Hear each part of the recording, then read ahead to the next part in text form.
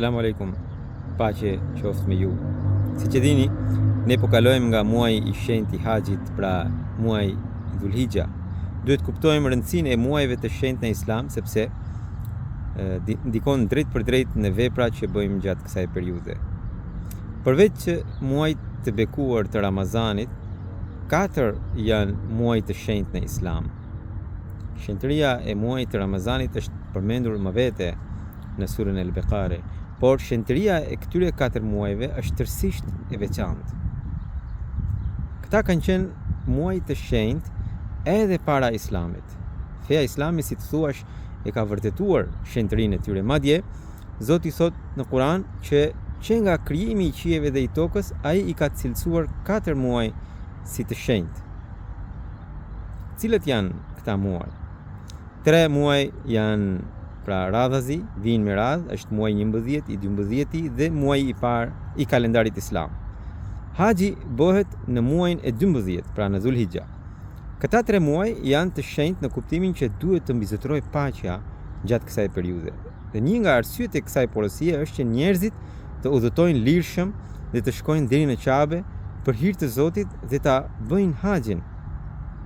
Kështu, muaji 11 quhet Dhulqada. Qada do me thënë ulje, që të thot nëse ka luftë, palët duhet të tërhiqen sapo fillon muaji 11. Dhe I 12 është ky, pra Dhulhigja, që do të thot se është muaj I Haxhit. Dhe pas këtij muaji fillon viti I ri dhe vjen muaji I parë që quhet Muharram, që do të thot se edhe në këtë muaj është haram, është ndaluar të bësh luftë, sepse pas përfundimit të Haxhit duhet kohë që njerëzit të kthehen të sigurt në vendet e tyre. Përveç këtyre 3 muajve që janë me radhë, është edhe muaji I 7, pra Rexhepi, që quhet I shenjtë sepse përveç muajve të Haxhit, që janë 3 siç e tham, duhet edhe një muaj tjetër kur njerëzit lirshëm ta vizitojnë Qaben e shenjtë dhe të bëjnë umra. Mjerisht, sot pikrisht gjatë këtyre muajve muslimanët palestinezë, duke përfshirë gra e fëmijë të pafajshëm, po vriten. Superfuqitë nuk e ndalojnë dot dhunuesin nga dhuna e vazhdueshme që ai po ua bën njerëzve të pafajshëm edhe gjatë muajve të shenjtë.